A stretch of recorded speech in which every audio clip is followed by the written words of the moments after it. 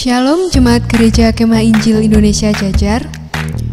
Berikut ini ada beberapa informasi sebelum kita mengikuti ibadah. Kantong persembahan untuk minggu ini adalah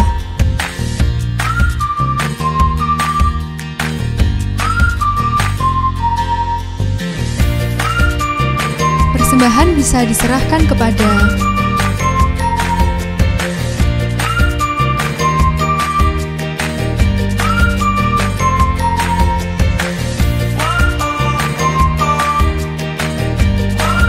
atas nama Gembala dan seluruh jemaat, kami mengucapkan selamat ulang tahun untuk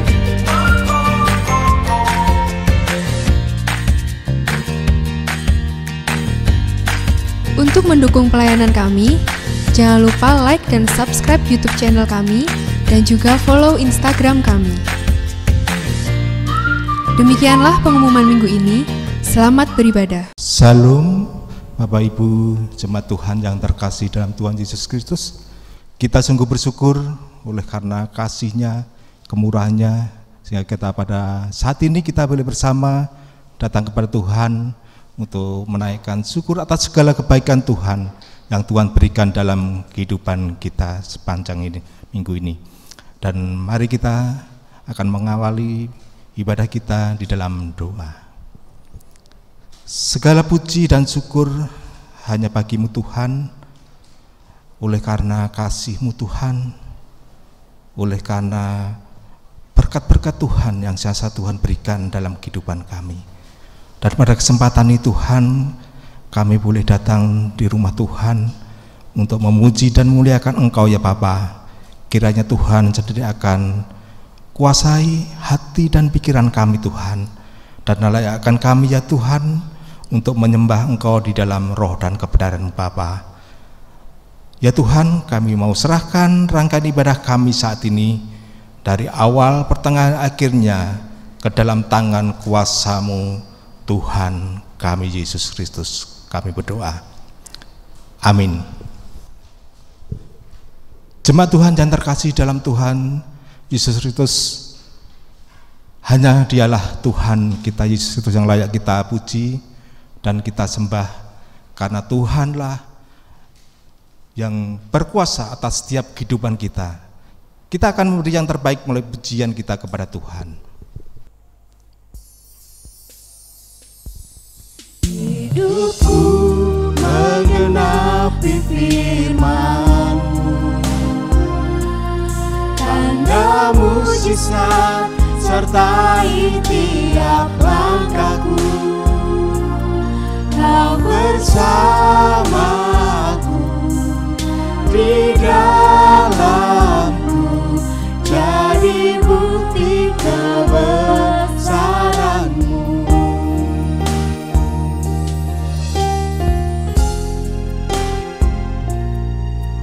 Tuhan, Kau sempurna dalam rencana-Mu dan karya-Mu.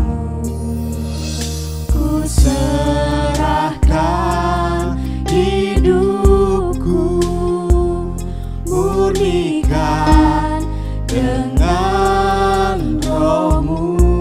Tuhan, Kau sempurna. Tuhan, Kau sempurna dalam rencana-Mu dan karya-Mu. Ku serahkan hidupku, murnikan dengan Roh-Mu. Hidupku menggenapi firman-Mu, tanda mujizat sertai tiap langkahku. Kau bersamaku di dalamku, jadi bukti kebesaran-Mu.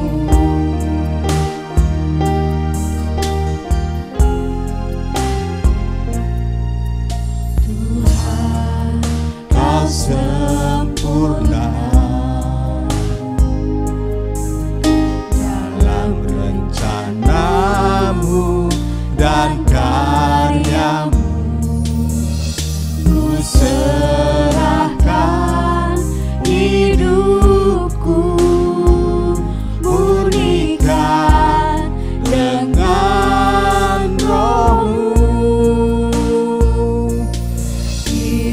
hidupku menggenapi firman-Mu.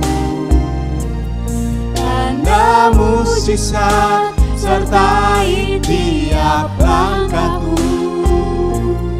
Kau bersamaku di dalamku, jadi bukti kebesaran-Mu.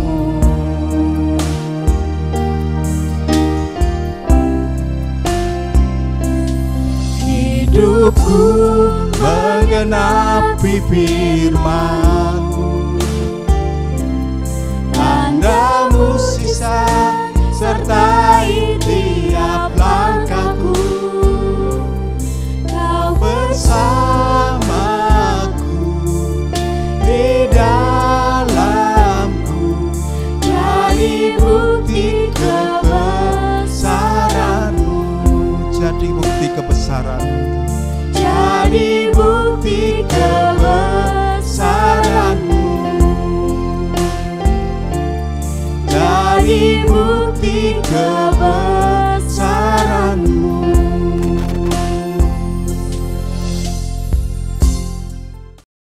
Baik, kita mengawali firman Tuhan saat ini dengan berdoa. Kita berdoa ya. Tak henti-hentinya kami bersyukur Bapa, begitu setianya Engkau kepada kami. Begitu mulianya rencana-Mu dan rancangan-Mu bagi hidup kami.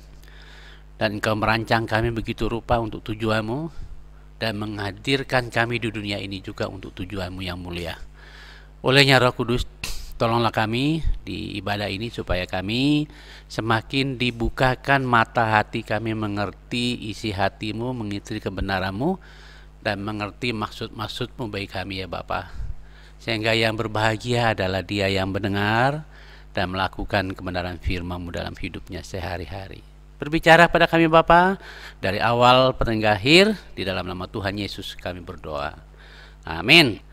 Mari kita membaca firman Tuhan dari Yesaya pasal 49 ayat 1 dan 2. Demikian firman Tuhan.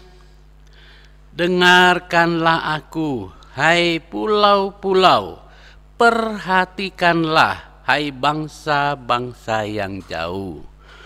Tuhan telah memanggil aku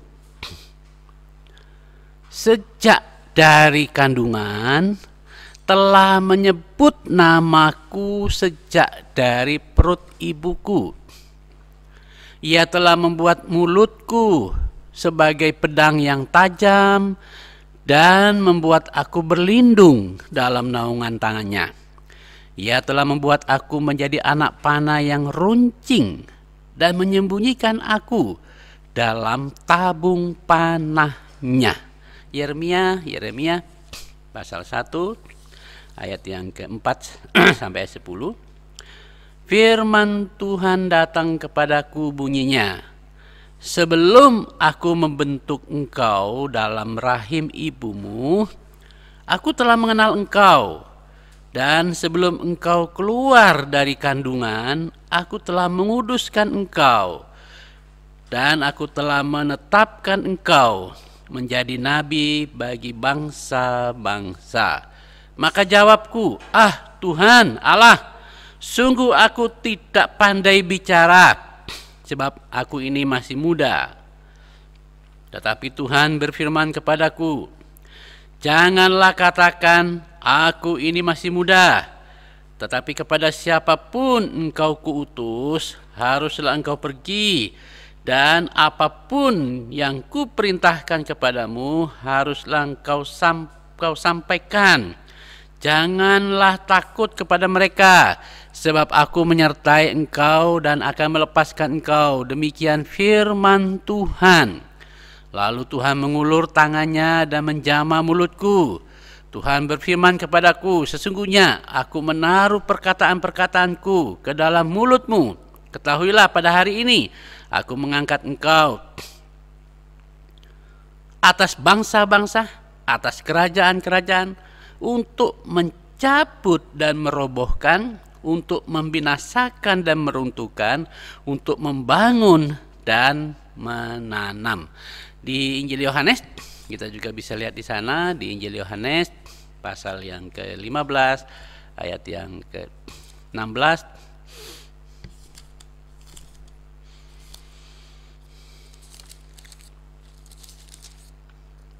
Demikian firman Tuhan, bukan kamu yang memilih aku, tetapi akulah yang memilih kamu.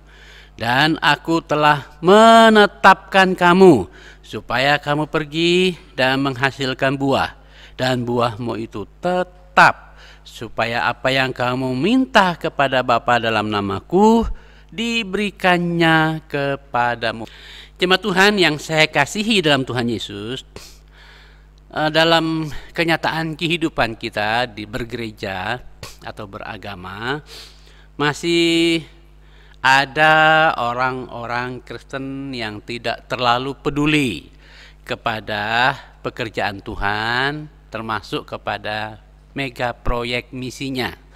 Masih ada sebagian orang Kristen yang bersikap acuh tak acuh terhadap mega proyek Tuhan, seolah-olah mega proyek Tuhan itu adalah urusan hamba-hamba Tuhan, urusan para pelayan Tuhan, urusan aktivis-aktivis gereja. Jadi bukan urusan semua orang percaya, ya. Mengapa kira-kira hal ini bisa terjadi seperti itu? Dan kata lain, kira-kira mengapa ada sebagian orang Kristen beranggapan seperti itu? Mungkin saja bahwa mereka ini belum memahami maksud dan tujuan Tuhan menghadirkan kita di dunia ini, belum memahami tujuan dan maksud Tuhan mengizinkan kita hadir di dunia ini pada saat kita lahir di dunia ini, ya. Terlebih lagi mungkin belum mengerti mengapa Tuhan mau menyelamatkan saya dan saudara sekalian. Oleh karena itu, dari firman Tuhan yang baru saja kita baca bersama, kita akan melihat bagaimana kita bisa hidup selaras dengan pilihan Tuhan, panggilan Tuhan, dan penetapan Tuhan bagi saya dan saudara sekalian sebagai umat Tuhan, ya. Yang pertama, mari kita melihat bagian yang pertama di Yeremia pasal 1 ayat 4 sampai dengan ayat yang ke-10. Kita bisa melihat di Yeremia di sana bahwa dikatakan di sana, yang pertama, kita harus menyadari bahwa Tuhan adalah pemilik utama hidup kita, ya. Dari mana kita tahu bahwa Tuhan itu pemilik utama hidup kita?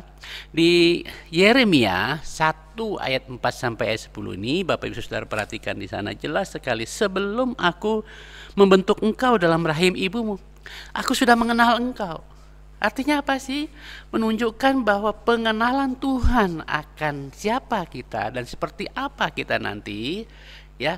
Ini menunjukkan bahwa seluruh eksistensi kehidupan kita, seluruh keberadaan kita itu diketahui oleh Tuhan karena Dia pemilik hidup kita. Sama halnya Bapak Ibu Saudara memiliki sesuatu dan itu hak milik saudara. Pasti saudara tahu benar seluk-beluk dari apa yang saudara miliki. Dia mengenal seperti apa nantinya kita, gaya hidup kita, karakter kita, pada waktu kita nanti diizinkan hadir di dunia ini akan seperti apa kita. Dia kenal betul kita. Dia juga yang kemudian merancang. Setelah mengenal kita seperti ini, dia maka merancang kita. Ya, pada waktu kita ada dalam kandungan itu dia sudah merancang kita. Tentu untuk apa sih? Untuk tujuan mega proyek misinya. Tidak hanya sekedar untuk sesuatu kita hadir di dunia ini, tidak. Dia merancang saya dan Bapak Ibu Saudara sebagai pemilik hidup kita. Dia merancang kita untuk tujuan Dia. Dia kemudian sudah merancang, membuat konsep, punya ide seperti apa untuk saya dan Bapak Ibu Saudara sekalian. Lalu Dia mulai membentuk kita. Dia penjunan kita adalah tanah liat yang mulai dibentuk oleh Tuhan di dalam kandungan ibu kita. Ya. Setelah Dia sudah membentuk kita, menjadikan kita dalam kandungan ibu kita, tentu pada waktu Dia membentuk saya dan Bapak Ibu Saudara sekalian, semua itu dalam kerangka bagaimana nanti pada waktu kita lahir, kita akan selaras dengan tujuan misinya. Jadi karena itu sesungguhnya tidak ada alasan orang berkata seperti yang dikatakan oleh Yeremia ini, aku tidak mampu, aku masih muda, aku tidak bisa bicara dan seterusnya. Oh, semua sudah berada dalam rancangan Tuhan, semua sudah berada dalam kelengkapan Tuhan sebenarnya. Jadi tinggal kita mau atau tidak mau. Jadi semua itu menunjukkan bahwa Dia pemilik utama kehidupan seluruh manusia di dunia ini. Hanya saja sayangnya kan manusia itu tidak menyadari bahwa dia adalah bersumber dari Tuhan untuk tujuan Tuhan. Oleh karena itu tidak ada seorang pun manusia yang lahir di dunia ini di luar dari pengetahuan Tuhan, di luar dari campur tangan Tuhan, di luar dari kedaulatan Tuhan, di luar dari maksud dan tujuan Tuhan untuk kepentingan misinya. Prioritas utama Tuhan kan adalah misi. Karena memang untuk itulah Dia hadir di dunia ini. Jadi karena itu jemaat Tuhan yang saya kasih dalam Tuhan Yesus, kita bersyukur harusnya karena kita berada di dalam sebuah program Tuhan yang begitu sempurna, dalam master plan Tuhan yang begitu sempurna, begitu lengkap, sehingga kita bisa bersyukur dan ikut mengambil bagian bersama Tuhan dalam mega proyeknya. Ya. Manusia saja yang kadang-kadang, kitanya yang kadang-kadang tidak siap, tidak rela hidup selaras dengan maksud Tuhan menjadikan kita di dunia ini. Jadi problemanya itu bukan pada Tuhan, problemanya ada kepada kita. Masalahnya itu bukan pada Tuhan, masalahnya kepada diri kita sendiri. Yang sejak manusia jatuh ke dalam dosa sudah terlihat tipikalnya, yaitu tipikal yang menggunakan hak bebasnya di luar dari tuntunan Tuhan. Salah dia menafsirkan, memahami hak bebas atau kehendak bebas yang Tuhan berikan kepadanya, ya. Jadi karena itu jemaat Tuhan yang saya kasih dalam Tuhan Yesus, jadi sebenarnya Tuhan sudah memilih, memanggil dan menetapkan setiap manusia, apalagi umatnya di seluruh dunia yang Tuhan izinkan hari di dunia ini. Sebenarnya Tuhan pilih kita untuk tujuan misinya, yaitu menyelamatkan manusia lain untuk dibawa kepada Tuhan, untuk hidup bersama dengan Tuhan di langit bumi baru yang Tuhan sudah sediakan. Oleh karena itu jemaat Tuhan yang saya kasih dalam Tuhan Yesus, sebenarnya tidak ada alasan untuk kita berkata, oh bukan saya deh yang menjadi bagian dari itu.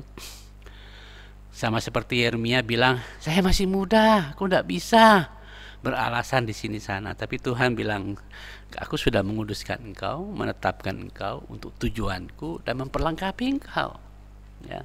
Jadi karena itu jemaat Tuhan, hal yang pertama, bagaimana kita bisa hidup sebagai umat pilihan Tuhan, umat yang sudah dipanggil Tuhan, umat yang sudah ditetapkan untuk mega proyek misinya adalah yang pertama, kita harus menyadari bahwa Tuhan pemilik utama hidup kita.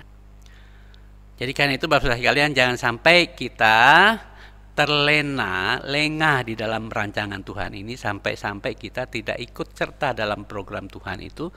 Akhirnya, tiba-tiba dipanggil Tuhan. Pada waktu ibu mertua mendengar khotbah tentang misi di meja makan, dia meneteskan air mata. Dia bilang, kenapa waktu saya masih muda tidak bisa mendengar ini? Kenapa setelah saya sudah tua, saya baru mendengar ini dan saya sudah tidak punya uang, saya tidak punya tenaga untuk berbuat sesuatu? Sebenarnya dalam hati saya ada rasa menyesal. Walaupun saya selama ini juga sudah mengambil bagian dalam pelayanan pekerjaan Tuhan, tapi tidak selaras dengan prioritas Tuhan, kan? Jadi karena itu jemaat Tuhan, itu yang pertama yang perlu kita sadari, ya. Sadarilah bahwa ada yang memiliki hidup kita. Kalau ada yang memiliki, berarti dia berdaulat hidup kita, berkuasa atas hidup kita. Dia yang mengendalikan kehidupan saya dan Bapak Ibu sekalian. Karena itu, selama kita masih hidup di dunia ini, pergunakan hak hidup yang Tuhan pemilik utama kita berikan kepada kita sebaik mungkin untuk ikut serta dalam mega proyeknya, sebagaimana tujuan dan maksudnya dia menghadirkan kita di dunia ini. Ya. Yang kedua, bagaimana kita hidup selaras dengan panggilan, pilihan, dan penetapan Tuhan bagi kita untuk mega proyeknya adalah kita bisa melihatnya juga di Yesaya pasal 49. Kita baca, saya baca, Bapak Ibu sekalian bisa lihat. Dengarkanlah, hai pulau-pulau, perhatikanlah, hai bangsa-bangsa yang jauh. Tuhan telah memanggil aku sejak dari kandungan. Telah menyebut namaku sejak di perut ibuku, telah membuat mulutku sebagai pedang yang tajam dan membuat aku berlindung dalam naungan tangannya, dan telah membuat aku menjadi anak panah yang runcing dan menyembunyikan aku dalam tabung panahnya. Wah, itu luar biasa Bapak Ibu sekalian, nanti kita akan melihat ya. Jadi karena itu jemaat Tuhan, perhatikan baik-baik di sini. Yang kedua adalah bagaimana kita bisa hidup di dalam sebagai umat Tuhan yang telah dipilih, dipanggil, dan ditetapkan oleh Tuhan. Yang kedua, kita harus tahu apa sih maksud dan tujuan Tuhan memilih, memanggil, dan menetapkan kita untuk kepentingan misinya. Apa tujuannya dia? Ya, apa kelengkapan yang dia berikan? Coba perhatikan di sana. Tujuannya apa sih? Maksudnya apa sih? Apa maksudnya dia? Kenapa kok sejak dalam perut Tuhan sudah memilih, memanggil? Dalam kandungan sudah menyebut namaku. Dalam kandungan ibu, nama kita sudah ada. Sebelum orang tua kita memberi nama, dia sudah memberi nama. Dari ayat ini kita lihat di sana adalah, pertama kita perhatikan di sana, agar Tuhan bisa memakai mulut saya ini, mulut Bapak Ibu Saudara sekalian, menjadi alat yang bagaikan pedang yang tajam untuk kepentingan misinya. Perhatikan baik-baik, mulut kita ini diberikan oleh Tuhan. Dia mau pakai mulut kita untuk tujuan kepentingan misinya. Karena itu dia akan mempertajam mulut kita, bukan melancipkan bibirnya, bukan. Ya. Bukan mempertajam artinya mengatai yang keras-keras, bukan. Artinya dia mau memakai mulut kita untuk kepentingan misi Tuhan. Hanya untuk tujuan misi Tuhan. Hanya untuk prioritas misi Tuhan. Menyampaikan apa sih yang Tuhan maksudkan di sini? Yaitu pertama adalah dipakai Tuhan untuk memberitakan Allah yang benar. Karena itu dia terus berusaha sabar menunda kehadirannya di dunia ini kali kedua. Supaya apa? Semua manusia itu bisa dengar berita tentang dia yang mengasihi kita. Jadi ini harus dipakai Bapak Ibu sekalian. Karena itu mulut kita itu usahakan ya, kalau bisa usahakan mulai belajar menggunakan 50% untuk memberitakan Tuhan. Ya. Yang 50%-nya untuk yang lain-lain. Syukur-syukur Bapak Ibu Saudara, kita sudah belajar ya. Saya mentargetkan, yang saya ucapkan itu adalah harus 70% hal yang berkaitan dengan Tuhan. Gagal? Ya, banyak gagalnya. Tapi harus punya goal, harus punya target. Supaya mulut kita dipakai untuk memberitakan Kristus satu-satunya, memberitakan kebenaran yang hanya dimiliki oleh Tuhan kita Yesus Kristus, ya. Dan bukan hanya mulut kita yang Tuhan ingin pakai, tapi dia juga ingin pakai hidup saya dan Bapak Ibu Saudara bagaikan sebuah anak panah yang runcing, katanya di sana ya. Sudah perhatikan di situ. Dia mau pakai hidup saya supaya hidup saya dan Bapak Ibu Saudara sekalian bisa menjadi bagaikan sebuah anak panah yang runcing. Artinya anak panah yang ujung anak panah itu, jadi saudara lihat anak panah ujungnya di sana itu harus tajam. Apa maksudnya tajam? Ya akan kita bahas, tapi tidak apa-apa dulu ya. Yang kedua adalah kita lihat batangnya. Nah, lihat batang itu, anak panah itu, batangnya lurus, tidak bengkok-bengkok. Lalu kita lihat bagian belakang, ya, ekornya ideal, ekornya bagus, ya, tidak ada yang rusak dan sebagainya. Nah, ini menggambarkan Bapak Ibu sekalian bahwa Tuhan mau pakai hidup saya dan Bapak Ibu Saudara bagaikan anak panah yang ideal, yaitu anak panah yang punya kepekaan terhadap pekerjaan Roh Kudus, punya karakter yang dibentuk oleh Roh Kudus, dan punya keterampilan dalam melayani yang dipimpin oleh Roh Kudus. Karena Bapak sekalian, nanti kita akan bahas ini panjang lebar di khotbah berikutnya, yaitu kadang-kadang orang punya tujuannya yang tajam tapi yang tengahnya bengkok. Itu bisa bermasalah bagi orang lain. Atau yang ekornya yang bermasalah, ya. Nah, karena itu jemaat Tuhan yang saya kasih, Tuhan ingin kita menjadi anak panah di tangan Tuhan yang benar-benar ideal, supaya Tuhan mau pakai kita menjadi alat yang sungguh luar biasa bagi kepentingan misi atau proyek Tuhan di dunia ini. Nah, selain ada kepentingan Tuhan mau menjadikan memakai mulut kita untuk kepentingan kerajaannya, menjadikan hidup kita untuk kepentingan kerajaannya, perhatikan ada jaminan Tuhan. Ya, ada jaminan Tuhan di sana. Di ayat yang kedua bagian B dan D. Sudah perhatikan di situ ayat 2 bagian B dan D. Bagian B berkata demikian. Dan membuat aku berlindung di dalam naungan tangannya. Jadi Bapak Saudara sekalian, jika Tuhan mau memakai mulut saya dan Bapak Ibu, memakai hidup kita seperti atau bagaikan anak panah yang tajam, itu bukan berarti lepas jalan sendiri. Perhatikan di sana. Kalau Tuhan mau pakai saya dan Bapak Ibu sekalian, ini hal yang luar biasa. Dia mau kita hidup di dalam perlindungannya.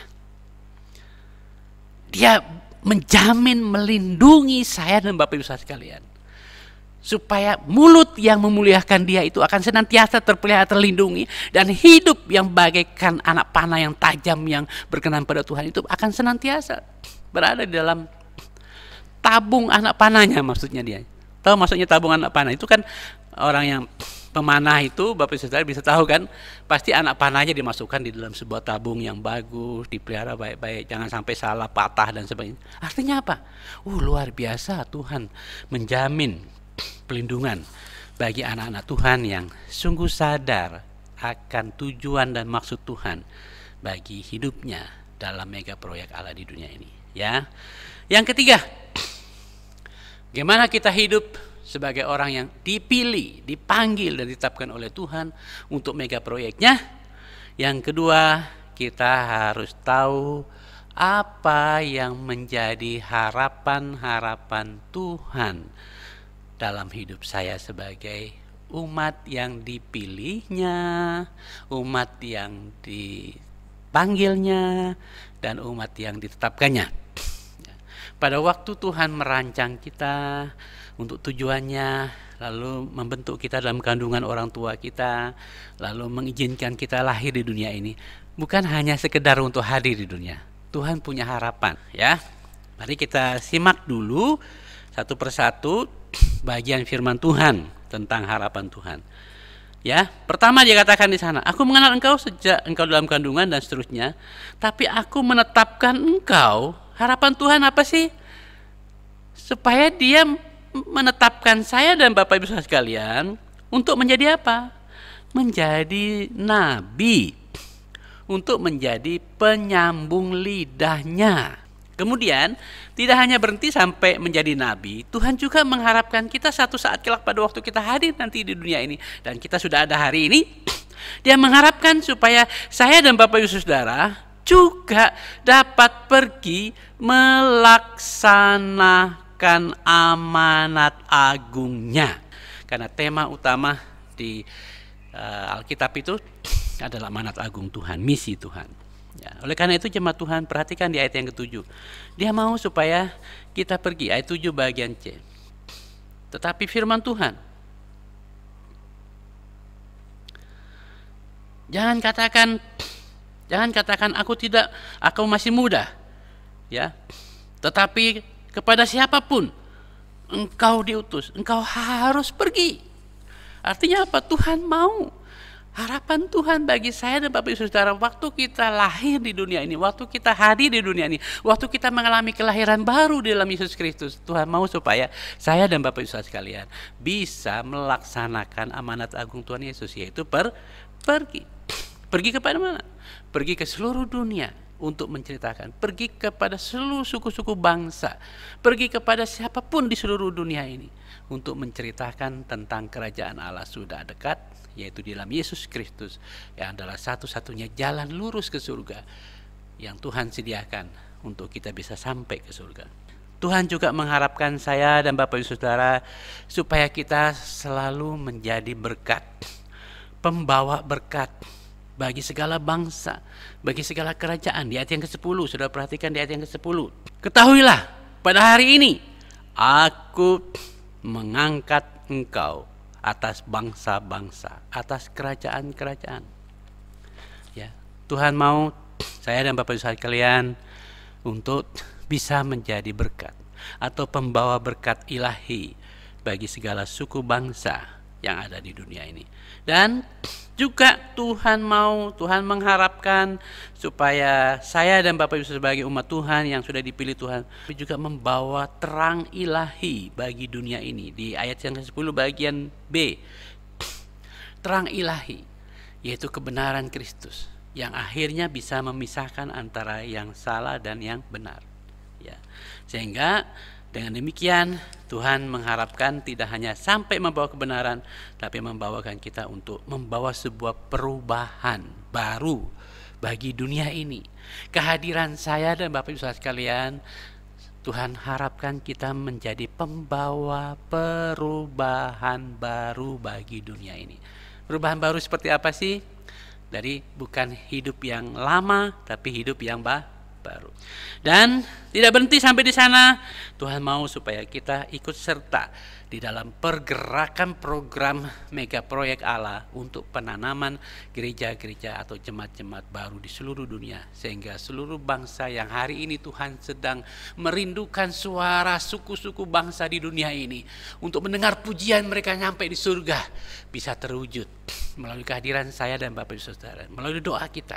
Serius berdoa untuk misi, melalui dana kita, serius membagi waktu, dana harta kita untuk bagi proyek misi. Ya, jangan hitung besarnya Bapak Ibu sekalian. Mulailah seberapa yang saudara sisihkan menjadi benih. Tanamlah itu. Ya, nanti saudara akan melihat bagaimana Tuhan pakai saudara secara luar biasa, ya. Tuhan juga mengharapkan saya dan Bapak Ibu Saudara untuk senantiasa hidup menghasilkan buah. Itulah tujuan Tuhan memilih kita. Karena itu di Yohanes tegas sekali mengatakan, bukan kamu yang memilih aku, tapi aku yang memilih kamu. Ini menunjukkan otoritas Tuhan. Ini menunjukkan kepemilikan Tuhan, bahwa Dia yang pemilik hidup kita. Dia penjunan kita. Kita hanyalah tanah liat yang dibentuk oleh Tuhan. Tuhan yang memilih dan menetapkan kita supaya kita menjadi kemuliaan bagi nama Tuhan dengan cara kita berbuah yang berkelipatan sesuai dengan ayat yang 8 dari Yohanes pasal yang ke-15. Tuhan mau supaya kita berbuah bagi kerajaannya, yaitu buah kita adalah jiwa-jiwa baru yang kita persembahkan untuk kerajaan Tuhan. Buah hidup kita adalah selama Tuhan izinkan saya dan saudara hidup di dunia ini, menurut Rasul Paulus kepada jemaat yang ada di Filipi pasal 1 ayat 22, harusnya kita punya komitmen, yaitu pilih mana? Hidup adalah Kristus, mati Kristus. Tapi kalau Tuhan izinkan kita hidup di dunia ini bersama Kristus, kita harus punya target, punya komitmen, yaitu hidup yang berbuah bagi kemuliaan Tuhan Yesus. Filipi 1 ayat 22 dan ayat 25 bagian A, ya. Nah, karena itu Bapak Ibu sekalian, perhatikan lagi, masih ada jaminannya. Tuhan tidak hanya sekedar membuat kita, menyuruh kita begini, membentuk kita seperti ini, tidak berhenti sampai di situ. Tapi Tuhan selalu punya jaminan. Ya, jaminan Tuhan di Yeremia pasal 1 ayat 8. Sudah perhatikan di sana. Yeremia 1 ayat 8. Sudah lihat di sana. Apa jaminan Tuhan? Jangan takut. Ya, ayat 8 dia berkata, jangan takut. Kenapa jangan takut? Tuhan punya jaminan. Apa jaminan Tuhan di sana? Aku menyertai engkau. Kau sama seperti amanat agung Yesus Kristus di Matius 28 ayat 19. Pergilah, jadikan sekalian bangsa muridku. Ketahuilah, aku menyertai kamu senantiasa sampai akhir zaman. Tuhan tidak pernah akan membiarkan kita jalan sendiri. Dia menyertai, Dia melindungi kita, dan akan melepaskan kita dari yang jahat.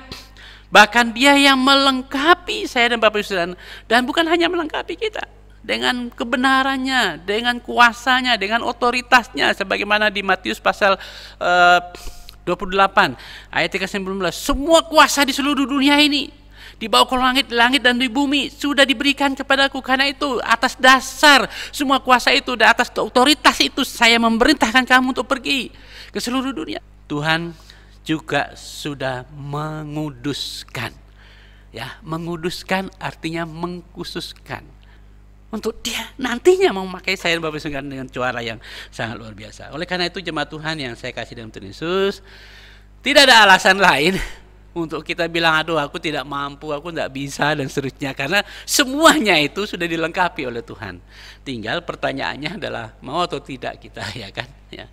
Mau atau tidak kita melaksanakannya. Oleh karena itu, jemaat Tuhan yang saya kasih dalam Tuhan Yesus, maka menjadi penerapan pertanyaan sekaligus kesimpulannya untuk saya dan saudara sekalian adalah, sesungguhnya setiap manusia di dunia ini, termasuk umat Tuhan yang hadir di dunia ini, Tuhan izinkan untuk hadir di dunia ini atau lahir di dunia ini, sebenarnya sudah dipilih, dipanggil, dan ditetapkan oleh Allah untuk tujuan kepentingan misinya. Hanya saja sadar atau tidak sadar kita, akui atau tidak mengakui kita di sana, itu problem yang kedua tentunya, ya kan? Tapi yang jelas bahwa Tuhan sudah menetapkan saya, memilih, memanggil saya dan Bapak Ibu sekalian. Semua kok. Tinggal kita menyadari Tuhan pemilik hidup kita, ya. Tinggal kita menyadari apa maksud Tuhan bagi kita. Tinggal kita mau menyadari apa sih harapan-harapan Tuhan dalam hidup saya dan Bapak Ibu sekalian, ya. Hanya saja pertanyaannya begini, apakah kita sekarang sebagai anak-anak orang tua kita telah memenuhi harapan-harapan orang tua? Apakah kita telah memenuhi harapan orang tua? Atau kita mengecewakan perasaan orang tua? Ya, kemarin di ibadah pemuda offline, ya, saya menyinggung sedikit kepada mereka. Saya menemukan sebuah kebenaran yang sungguh menggugah hati saya, yaitu apakah saya mengecewakan Tuhan atau tidak selama ini. Jangan membuat Tuhan itu kecewa dengan hidup kita, ya. Orang tua kita pada waktu kita hadir di dunia dengan harapan yang beribu harapan, berjuta harapan, tapi seringkali kan tidak terwujud. Tuhan juga punya harapan terhadap saya dan Bapak Ibu sekalian. Oleh karena itu, jemaat Tuhan yang saya kasih dalam Tuhan Yesus, itulah sebabnya Dia memberikan tatanan-tatanan itu, Dia memberikan peraturan ini, Dia memberikan petunjuk-petunjuk ini, Dia memberikan firman-Nya untuk kita agar kita tahu apa sih harapan Tuhan, apa tujuan Tuhan bagi saya dan saudara sekalian untuk hadir di sini. Sehingga dengan rendah hati, saya dan Bapak Ibu sekalian, jika kita sudah menyadari bahwa orang tua asli saya, pemilik hidup saya yang sesungguhnya adalah Allah, Dia yang punya masa depan saya, Dia yang merancang hidup saya untuk tujuannya, untuk misinya. Mari dengan rendah hati belajar untuk menyelaraskan hidup kita dengan tujuan Tuhan, visi misi Tuhan, dan prioritas Tuhan. Jangan kita menjadi anak yang mengecewakan orang tua kita. Marilah kita menjadi anak Tuhan yang memuaskan hatinya, yang menyenangkan hatinya, yang menyukakan hati Bapa Surgawi. Karena kita menjadi anak yang bukan pembangkang, tapi menjadi anak yang hormat kepada orang tua, patuh kepada orang tua, menjaga nama baik orang tua, dan selalu berkomitmen untuk memberi yang terbaik bagi kemajuan kerajaan Allah di dunia ini. Ya, mari kita ambil waktu merenungkan sedikit hari ini melalui firman Tuhan ini. Tuhan, Engkau sudah mengatakan kepada saya hari ini bahwa Engkau pemilik utama hidup saya. Engkau punya maksud dan tujuan. Engkau punya harapan dalam hidup ini. Katakan kepada Tuhan, kalau selama ini saya sering sekali tidak hidup sesuai dengan tujuanmu, harapanmu, tolonglah saya supaya mulai hari ini saya mau supaya hidup saya selaras dengan maksud dan tujuanmu Bapa. Ya, katakan kepada Tuhan. Dan biarlah firman Tuhan yang kita belajar pada hari ini sungguh-sungguh telah membuka mata hati kita untuk melihat siapa sih kita sesungguhnya. Supaya kita tidak menjadi sombong, tidak lupa diri, bahwa kita ini punya pemilik hidup yang berdaulat atas hidup kita, yang memegang kendali kehidupan kita. Supaya kita dengan rendah hati senantiasa belajar menyerahkan hidup kita untuk dipakai Tuhan sesuai dengan tujuan, maksud, dan prioritasnya. Mari kita berdoa. Ya Tuhan, terima kasih untuk firman-Mu yang telah membuka mata hati kami hari ini. Seringkali kami berpikir bahwa urusan misi, urusan pekerjaan-Mu itu bukan urusan kami. Seolah-olah kami bukan bagian dari hidup-Mu. Tapi sesungguhnya dari firman-Mu yang kami lihat hari ini, mata hati kami akhirnya terbuka bahwa sesungguhnya urusan pekerjaan-Mu, urusan mega proyek misimu itu bukanlah urusan beberapa orang. Itu adalah urusan setiap manusia yang diciptakan oleh Tuhan di dunia ini. Karena Engkau sudah merancang kami, Engkau mengenal kami begitu rupa, begitu sempurna, merancang kami untuk tujuan misimu, dan membentuk kami di kandungan ibu kami sesuai dengan tujuan misimu. Bahkan mengizinkan kami hadir di dunia ini juga untuk tujuan mega proyekmu dan prioritasmu Tuhan.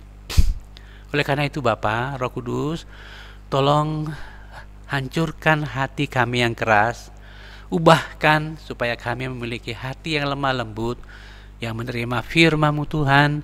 Dengan rendah hati kami belajar menyerahkan hidup kami dipakai Tuhan sesuai dengan pilihan-Mu, panggilan-Mu, dan penetapan-Mu bagi kami untuk mega proyek misimu di dunia ini. Terpujilah Engkau kala selamanya. Tuhan kami Yesus Kristus, sumber hidup kami, pemilik hidup kami. Hanya kepadamu kami meletakkan hidup kami supaya kami boleh dipakai oleh Engkau menjadi berkat bagi lingkungan kami, masyarakat kami, bahkan bangsa di dunia ini, dan bahkan suku-suku bangsa di seluruh dunia ini. Terpujilah Engkau atas firman-Mu yang Kau berikan bagi kami hari ini. Dalam nama Tuhan Yesus kami berdoa. Amin. Sebelum kita menutup ibadah kita seluruhnya, yaitu ibadah offline untuk pemuda, itu sudah berlangsung sejak bulan Agustus, dan setiap hari Sabtu jam 6:30 malam. Kemudian yang kedua, saya juga telah mengambil sebuah kebijakan bahwa kekuatan kita itu kan ada pada doa. Walaupun kita bisa berdoa di rumah kita masing-masing, tapi jika tidak terkoordinir dengan baik, di mana 2-3 orang berkumpul, Tuhan ada di sana, maka saya mengambil keputusan dimulai hari Kamis kemarin, kita sudah mulai ibadah doa kembali di gereja. Secara khusus saya sangat mengharapkan kepada para petugas ibadah. Saya ulangi, kepada para petugas-petugas ibadah, liturgos, singer, pemain musik, multimedia, syukur-syukur bisa hadir dalam ibadah. Karena ibadah kita itu hari Minggu sangat ditentukan oleh kekuatan doa kita yang kita doakan. Hari Kamis kita doakan bersatu hati. Dan saya ingatkan lagi bahwa nanti tanggal 26 Desember akan ada pemberkatan nikah di gereja kita antara saudara kita Pangguh dan Esther. Ya, jamnya belum kami tetapkan. Nanti kita melihat apa perkembangan dari keluarga, ya. Dan yang berikut, kita juga bersyukur karena secara resmi pada hari Sabtu kemarin saudara kita Selvi sudah dilamar oleh saudara Andri, ya. Jadi saudara, Selvi adiknya Fran, ya. Jadi itu jemaat Tuhan, itu beberapa informasi yang kami sampaikan. Nah, jemaat Tuhan, jika ada yang mungkin mau menyusun, mau bimbingan pranikah, ya di sini ada bimbingan pranikah antara Dona dan Mas Heri, ya. Kemudian ada Panggu dan Esther, kalau ada yang mau silakan. Dan yang keempat adalah jangan lupa kelas-kelas pemuridan. Saya harap supaya kita tetap melaksanakan kegiatan kita, karena jumlah kita kan setiap hari itu sedikit, jadi kita jaga, jadi masih supaya kita bisa terus punya hati Bapa di dalam tujuan Tuhan. Dan KP atau kelompok pelayanan di Bayan sudah jalan, walaupun 2 minggu sekali kalau tidak salah, 2 minggu sekali ya. Nanti tinggal kelompok-kelompok yang lain kapan memulai pelayanan KP-KP-nya. Saya kira itu saja tambahan informasi yang kami bisa sampaikan untuk diketahui oleh Bapak Ibu sekalian. Kita tutup ibadah kita dengan doa. Kita berdoa. Tak henti-hentinya kami bersyukur Engkau begitu sempurna merancang hidup kami. Olehnya Bapa, kami rindu Tuhan mau pakai kami untuk menjadi alat-Mu yang berguna bagi bangsa-bangsa, dan kami terus mohon Tuhan berkati semua saudara-saudara kami yang ambil bagian dalam pelayanan misi di garis depan, baik yang ada di Sumatera, di dalam negeri maupun di berbagai tempat dan juga di luar negeri.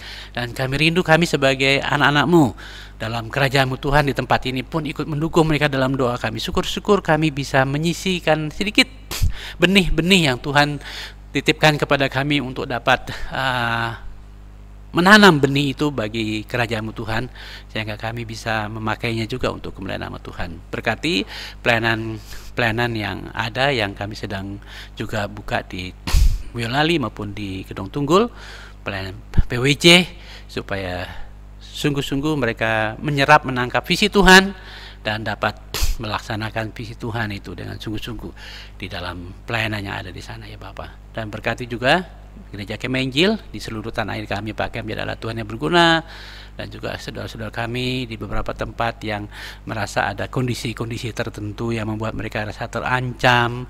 Tuhan memberikan hikmat kekuatan bagi bangsa, masyarakat kami untuk dapat memecahkan persoalan ini, sehingga masyarakat gereja kami yang ada di lokasi-lokasi ini merasa damai dan tentram dalam melaksanakan kewajiban mereka sebagai anak-anak Tuhan. Kami rindu Tuhan apa yang kami lakukan dalam ibadah dan penyembahan kami hari ini. Terpujilah Engkau kala selamanya. Kami serahkan seluruh hidup kami, anak-Mu, jemaat-Mu di tempat ini. Engkau memberkati satu persatu untuk menjadi berkat bagi dunia ini. Karena itu saudara kasih dalam Tuhan, terimalah berkat Tuhan Allah yang adalah sumber damai sejahtera kita, senantiasa memberkati, memelihara dan meneguhkan saudara-saudara sekalian, memakai kita menjadi alatnya yang berguna bagi masyarakat, lingkungan, bahkan dunia ini, untuk menjadi berkat bagi mereka. Dan terimalah berkatnya. Dia adalah sumber damai sejahtera, sumber kuasa yang akan melindungi, menjaga, memelihara saya dan saudara sekalian secara utuh. Jiwa, roh, bahkan tubuh kita terpelihara tanpa cacat di hadapan Tuhan mulai hari ini sampai Yesus datang kali yang kedua menjemput kita anak-anaknya. Haleluya. Amin. Amin. Amin. Amin. Tuhan berkati.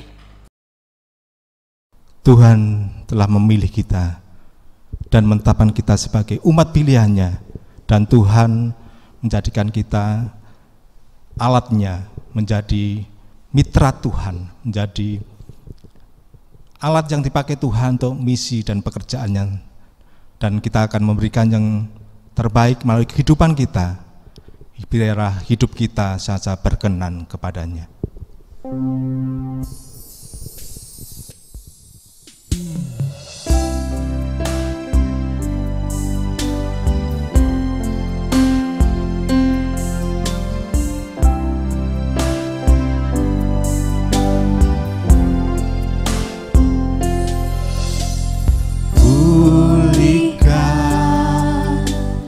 Pulihkan hatiku dengan kasih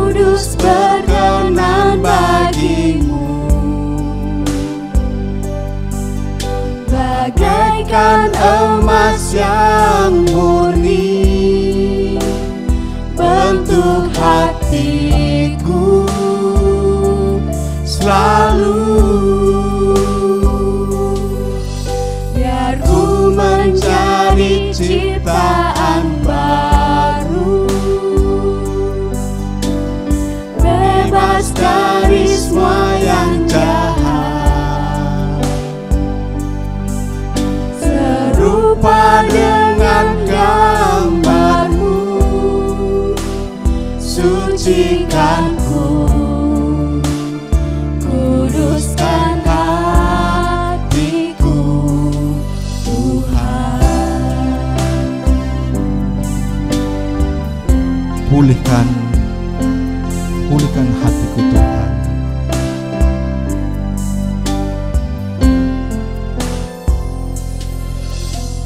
Pulihkan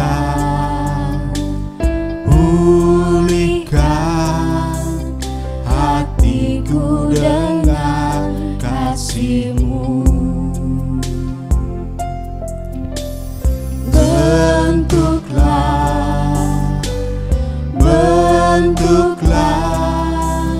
hatiku jadi seperti-Mu. Kekudusan-Mu memenuhiku, Tuhan, ini rinduku. Ubah hatiku seperti hati-Mu, kudus berkenan bagi-Mu. Bagaikan emas yang murni, bentuk hatiku selalu. Biar ku menjadi ciptaan baru, bebas dari semua yang jahat, serupa dengan gambar-Mu. Sucikanku, kuduskan hatiku, ubah hatiku seperti hati-Mu, kudus berkenan bagi-Mu. Bagaikan emas yang murni, bentuk hatiku selalu. Biar ku menjadi ciptaan baru, bebas dari semua yang jahat, serupa dengan gambar-Mu. Sucikanku,